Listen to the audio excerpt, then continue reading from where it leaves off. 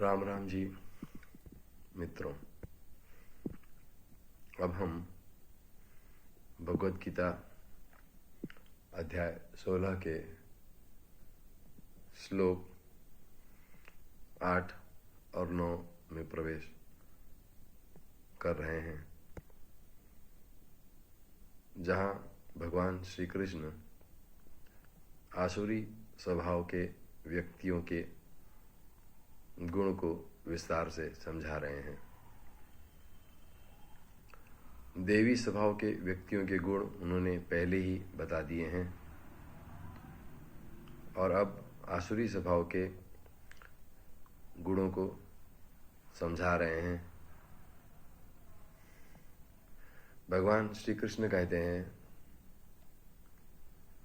असत्यम अप्रतिष्ठम ते जगत आहुः अनीश्वरम अपरस्पर संभूतम किम अन्यत काम हेतुकम।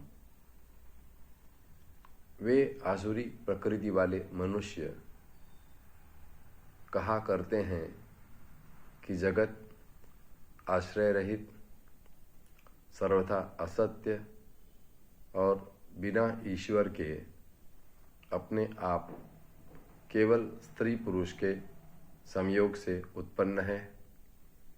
अतएव केवल काम ही इसका कारण है, इसके सिवा और क्या है। अगले श्लोक में भगवान श्री कृष्ण इसे और अधिक स्पष्ट करते हैं। एताम दृष्टिम अवष्टभ्य नष्टात्मानः अल्पबुद्धयः प्रभवन्ति उग्रकर्माणि क्षयाः जगतः अहिताः। इस मिथ्या ज्ञान को अवलंबन करके जिनका स्वभाव नष्ट हो गया है तथा जिनकी बुद्धि मंद है, वे सबका अपकार करने वाले क्रूर कर्मी मनुष्य केवल जगत के नाश के लिए ही समर्थ होते हैं।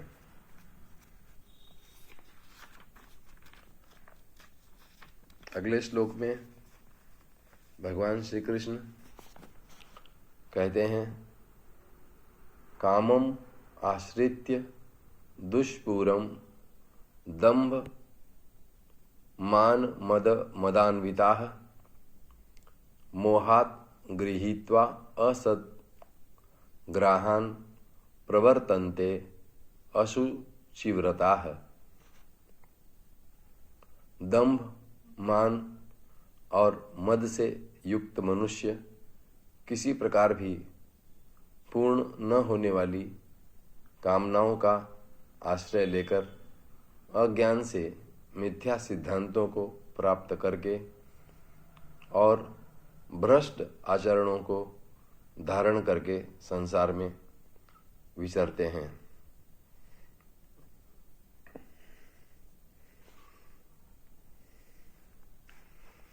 भगवान श्री कृष्ण आसुरी प्रवृत्ति वाले व्यक्तियों के गुणों को भी विस्तार से बताते हैं।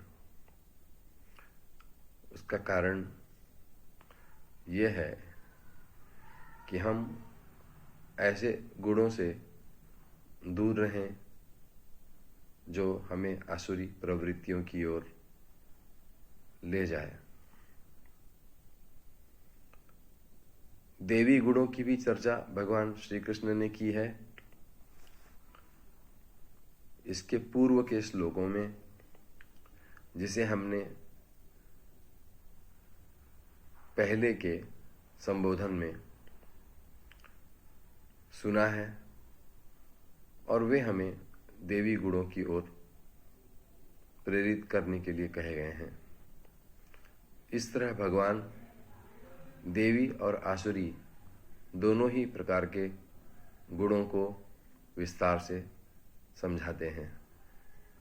अब इतना ही।